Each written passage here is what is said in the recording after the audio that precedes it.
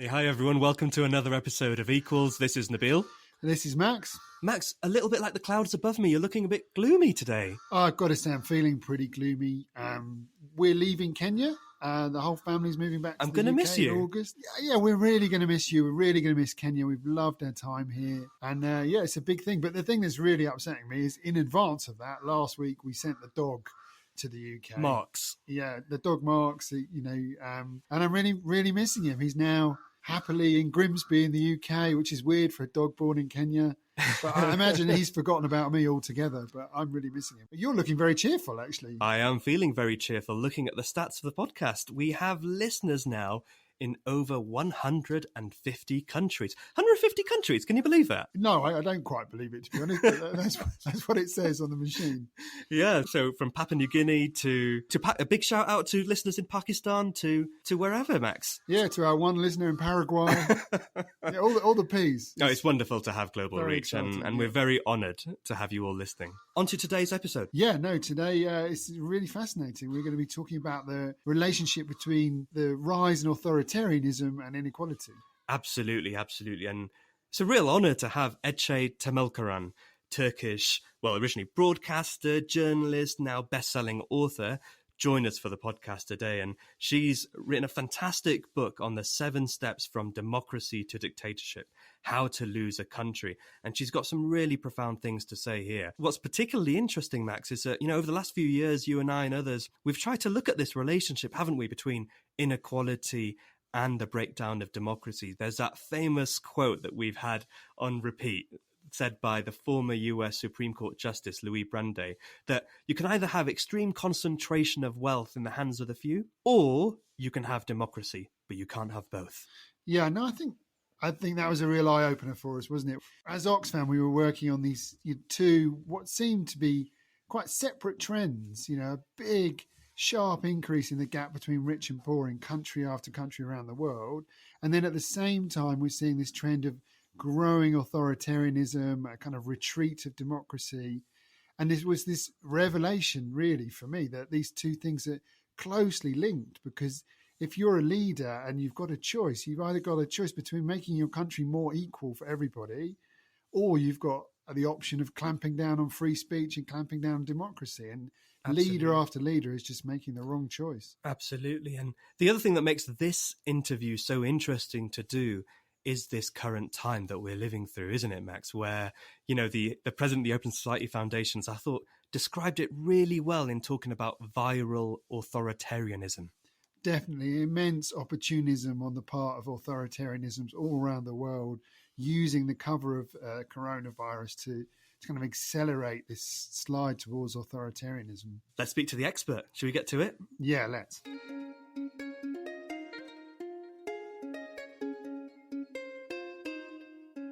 Ece, hi, welcome to Equals. This is Nabeel, and it's such a real pleasure and honour to have you on Equals. Really love your book. Actually, really admire your resilience, right? So thank you very much for joining us. Thank you, Nabeel, and hello, Max. It is such a pleasure to be on your show today. Talking to Kenya, it still amazes me how this thing can happen. Before we get into the really serious stuff, Ece, let me start with actually something kind of personal, right? I was really excited to read your book, but what really excited me is when I saw the recommendation from Margaret Atwood, who of course wrote The Handmaid's Tale. I'm just finishing watching the series with my wife. Is that a good representation of the world that we're heading into in your world? I am the official Cassandra of global politics at this point. But then I'm trying to be a little bit of Mary Poppins as well. So I don't want to be called a Cassandra so much, because people think that the book is completely depressing, so they don't read it. It's not like that. So I have to tell that. It's not. I mean, you're really strong on activism and how we must all be engaged. I personally took that from it too. Actually, let me kick off by asking about this time that we're living through right now, this very specific coronavirus crisis. And it's actually really interesting just reading your book with all that's going on around us. I'm really interested to ask, have you got any hope, like some people do, that this crisis could serve as some sort of wake-up call to build more democratic societies? Or do you think maybe we're seeing this drift to authoritarianism, really being supercharged? Where are you at on this? Hope is too fragile a word for our times now and for the current political situation. So I rather go with the word determination. So rather than having a shallow hope, I think, try to be more determined and more committed, and we should believe in humankind so that we can, get over this. I mean, like, it is absurd, of course. Like, we're in 21st century. We were, right before Corona, we were talking about living in Mars or, high tech stuff, augmented reality, and all of a sudden, the entire world is relearning how to wash their hands. So this is like a really interesting times for the entire world. Indeed, it really is. Yeah. But then, of course, times of fear is not very good for people like me, but best times for authoritarian leaders, because they can legitimize the oppressive measures by saying that they are related to our health. So any kind of oppression can be legitimized at this point, especially the border restrictions. To tell you the truth, I didn't see my husband for 6 months, and he's coming tomorrow, hopefully, and I'm not still sure that he's going to cross the border. So really interesting, because the rules are constantly changing and so on. Yeah, I really hope so too. I mean, it's hard to think of a worse set of leaders for a crisis like this one. You've spoken really well about this kind of drift towards authoritarianism, towards so-called populism. I really don't like the word populism, by the way. I'd love to know what you actually think about that word. But one thing you've connected it to is free market ideas of neoliberalism. And that's something we've talked about a lot on the podcast, and the connection between neoliberalism and inequality. How do you see the connection between neoliberalism and authoritarianism? Before getting to that, yes, you are right not liking the word populism, because it's such a domesticated and ambivalent word. And maybe it is time we call it fascism now, because, the oppression is developed enough, matured enough that we can now call it fascism. It's a new kind of massive fascism. It doesn't come in uniforms. And it doesn't march in, what do you call it, duck steps or whatever, soldier steps. It has a swagger, a certain swagger to it, but then it's fascism. I really agree. Yes, this is why I wrote How to Lose a Country in the first place, to show people that right-wing populism, authoritarianism, fascism, whatever we call it, this new political insanity, is not a natural disaster that all of a sudden hits our planet. The main point I wanted to make by writing the book is that neoliberalism, in its very essence, brings fascism. It is almost a natural process that we ended up with these leaders and with these masses full of hatred and violence and vulgarity. And I do think that it started at the end of 1970s, when Margaret Thatcher and Ronald Reagan on each side of the Atlantic Ocean declared that there is no alternative. Capitalism is the only alternative. So since then, we have been treating capitalism, this regime of greed and mercilessness, as a natural phenomena. It's as if it is embedded in our heads. It is not an economic system, but it is as if our natural habitat, which is one of the most shameless political statements of human history, I guess. So after that, there came the systemic depolitization of the masses. Through that depolitization, democracy became a shallow thing, which is limited to going to ballot boxes every 4 years, 5 years, whatever, using your, casting your vote, and then that's it. You don't have to do anything. And politics became started to be perceived as a dirty thing that we don't have to deal with anymore. There are people, there are technocrats, there are politicians doing it for us in parliament or in institutions. So we don't have to think about this bloody, tiring nonsense thing that we call politics. The other thing we're very interested on Equals is about the extreme rise in inequality at the same time. And obviously there's quite a causal link between neoliberalism and that too. But I wondered if you had any reflections on the massive concentration of wealth that we've seen at the same time and this rise in authoritarianism. Absolutely. I mean, like the word democracy does not mean much to the people who are starving, because they now know that as long as democracy is constrained by the contract of capitalism, the promises of equality, social justice, and better living conditions is false. They know this because they have been living in this world since 1970s, and they keep seeing that the privileged are going on with their life, whereas the starvation and the inequality is growing and growing. So democracy does not mean anything to them unless democracy provides them with basic humane living conditions. So my point is, if there is no social justice, there is no democracy. Unless you have social justice, you cannot build a proper democracy. Otherwise, democracy without social justice is just a theatrical act that is going on in the higher echelons of politics. That's fascinating, Ece, and it's interesting because it's almost that like neoliberalism does a disservice to democracy itself. It is one of the things I'm hearing from this.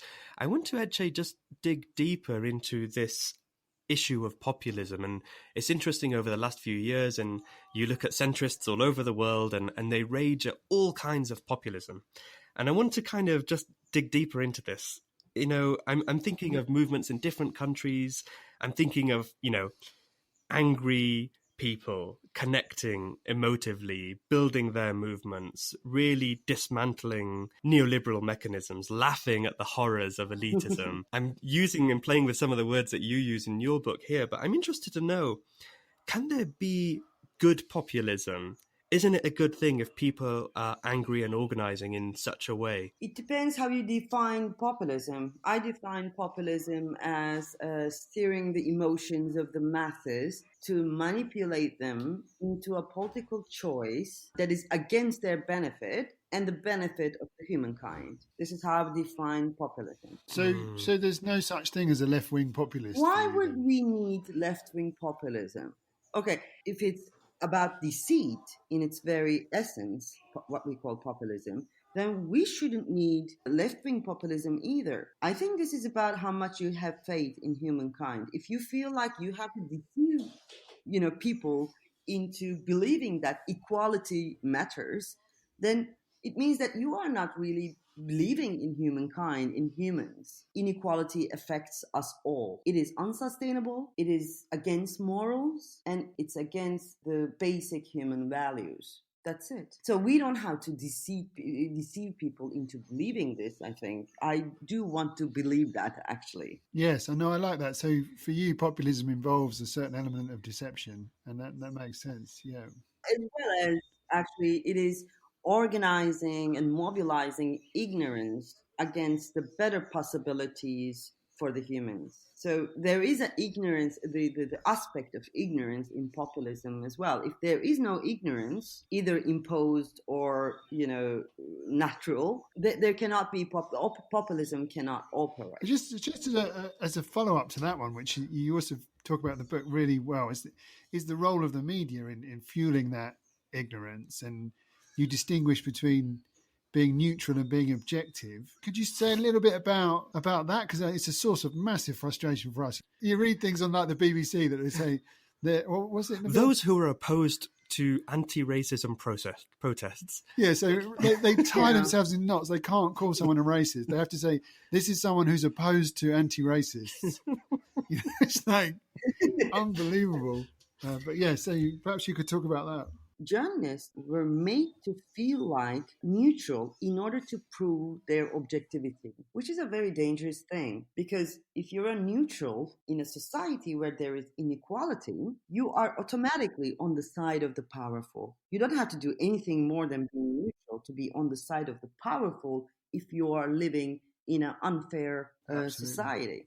So actually, by being so-called objective, whereas actually neutral, the media has been operating on the side of the privileged since 1970s. And when you try to call a racist, or when you call the lucky few, you are considered as politicized. Whereas this is not politicization, this is just a fact. Yeah.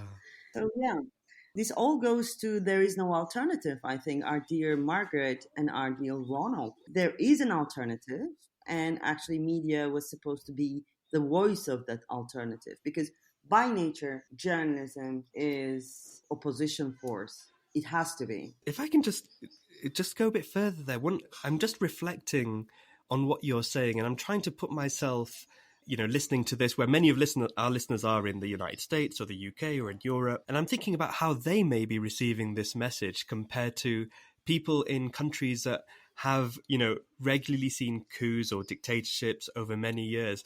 Do you feel that your message is getting across around the world? Because one of the profound things about your books is that you're saying, hello, people who are been used to, decades or centuries of democracy, this is also coming for you. Do you think that message is getting across? Oh my God, you hit my soft spot now. You know what? I'm so tired of this trying to tell the established white man. Can I say that? I think you can. Yeah, Of course I you can can. say Yeah, that. yeah. As a white Say man, it- I can Say it a lot more, actually, Ece. It's great. Oh yeah, I'm like I have like so many stories about the book events that I went through before and after writing How to Lose a Country. First, because I'm a woman, I have to go through the test. Am I good enough to write the book? And so on.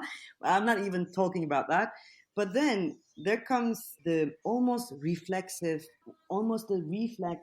reaction to, no, it cannot happen here. You're coming from Turkey, talk about Turkey, because it's a crazy country. Those things can happen there, but like we are, United Kingdom, we are United States of America. There's a bit of fear there because they actually know that something is wrong, but they do not want to admit that they can be as low as Turkey in that perception. So there is this, strong reaction, especially coming from white men, by the way, which is not interesting, but expected, but like still strange. In your book, you talk about it's the white men that for decades have had a monopoly on lying, and you talk about the deer in the royal forest and how it used to be that only the king was allowed to shoot the deer, and now everyone's shooting the deer, and no one really knows what to do. I thought that was such a great image. That's social media. Yeah, this dear example from I think it was from the post-truth chapter in the book. Now, yeah, they had the power of the word, and everything was Eurocentrist, and Europe was supposed to be the safe haven of democracy. And it is not, of course, easy for them to see that democracy can be damaged in the cradle of democracy. So I understand their fear and their anxiety. But then I come bearing gifts. I am not only the Cassandra, but I am also the Mary Poppins of democracy. I come bearing gifts. I'm telling you, this is happening now to you. It happened to us 15 years ago. This was the step 1, 2, whatever.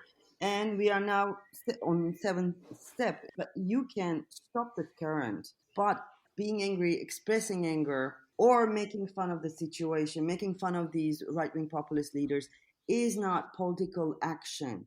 It is the illusion of political action. And you think that you can just, distance yourself from what's coming towards you by, making fun of it or like not taking seriously or, being angry about it, but it won't help you.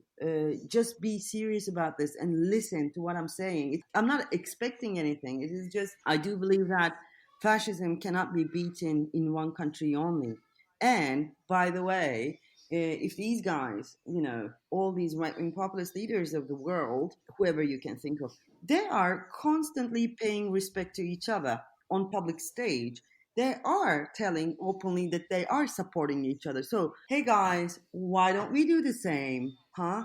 Why is not that an option? I'm like, if you are victim to your arrogance in Britain or in the United States, you cannot learn from the example of Turkey.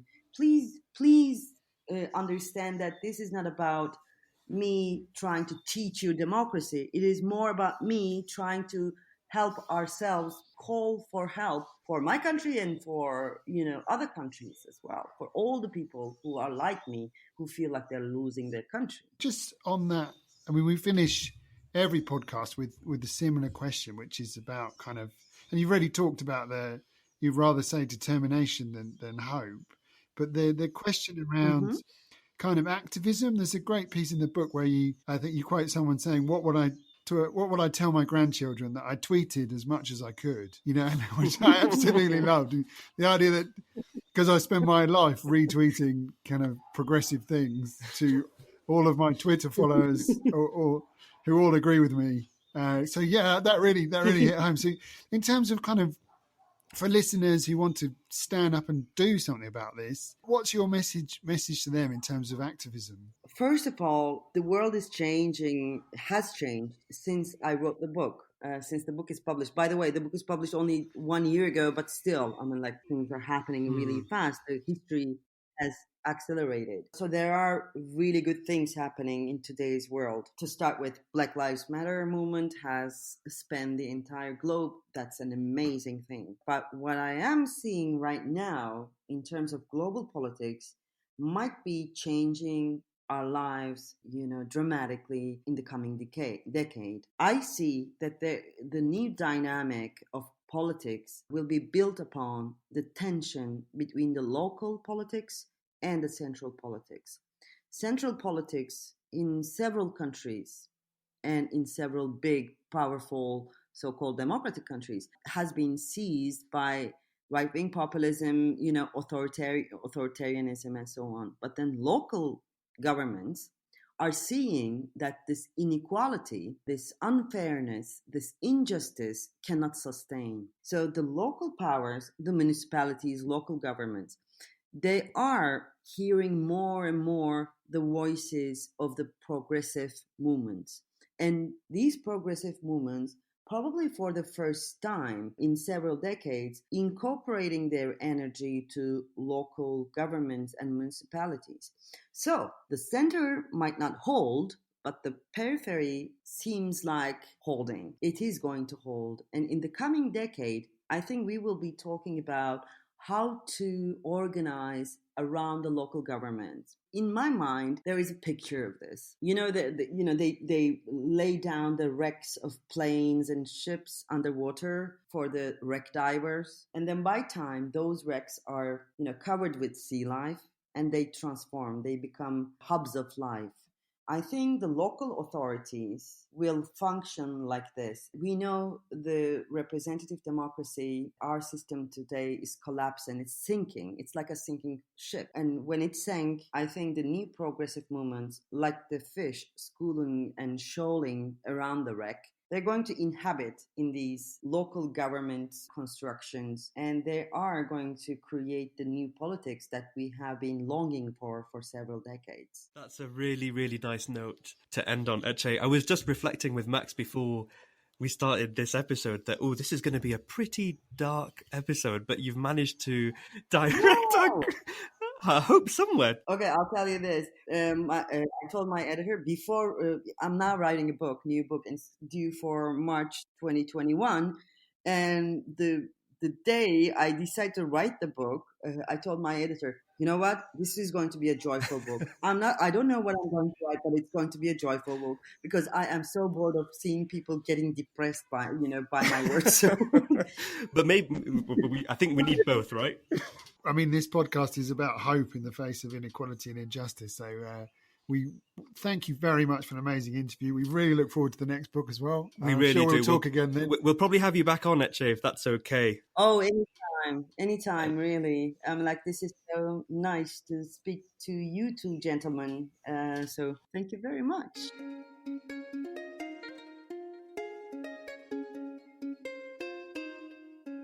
Listeners out there, Max, I got to tell you, I really enjoyed that interview. I learned loads. I thought Ece was really strong on this relationship between inequality and the breakdown of democracy. I felt she gave us rays of light, actually, amidst all this darkness. But one thing I want to pick on is, how important it is to call out fascism for what it is instead of hiding behind these wishy-washy terms. Yes, I agree. I mean, words are so important, and the words that are being used at the moment are effectively sanitizing a drift towards fascism. Words like populism or strongmen leaders, all these euphemistic ways of talking about what is a deeply, deeply disturbing drift towards racism, authoritarianism, and, as she says in the interview, fascism. Absolutely. And I think that's one massive part of it, isn't it, Max? But there's also this whole conflation between what's happening on the left and what's happening on the right, as if, you know, people fighting against tax injustice or people fighting for free healthcare on the left are the same as people who are trying to, you know, build walls around people on the right. They both share some similarities in their popularity, but they're not the same. They're not the same. And this conflation of, you know, this inherent suspicion of anything that's so-called popular, it serves a certain centrist agenda, a status quo agenda, and it's dangerous again because there's a huge choice and a huge difference between those who want social justice and are speaking to the inherent popularity of causes like free healthcare or taxation of the rich, and those on the right who want to blame immigrants or drive a kind of white supremacist agenda. I mean, the idea that they're all mutually suspect is really wrong. Inherently false. And one thing I do feel positively about this interview is that, you know, people are hearing the wake-up call more than ever, that, you know, people are not hitting snooze anymore, that people are worried in many, many more places around the world, even in countries which have rich histories of democracy, you know, of stability, that they're saying, actually, there's something happening wrong in our countries as well. I think that's good. I mean, that's very different to 2-3 years ago. You know, very few people are still sitting back and saying, "Oh, that's terrible, but it could never happen here." Yeah, I think that's gone. But I think what is still there, and I think is problematic, is this idea that these kind of authoritarian leaders are in some way anomalies, that they just come out of nowhere, that there's no connection with what's gone before, that if we could just get rid of them, then we could go back to the good old normal days. And I thought she was really strong that you know, there's a clear sequence that has led us to where we are at the moment. Yeah, we don't need a return to normal. We need a shift to social justice. Oh, absolutely. And there's a link between the economic model of the last few decades and the rise of these people. On that note, we bring it to a close today. Thanks, everyone, for joining us. Do share the podcast with family, with friends. Do give us a solid rating on the app platform that you're listening to. Solid, that's a bit like populism. You mean a good Yeah, rating? sorry. Should we just say 5 stars? Yeah, I think let's be explicit with our language. Thank you, everybody. And wonderful to talk to you as always. Do join us next time. Thank you.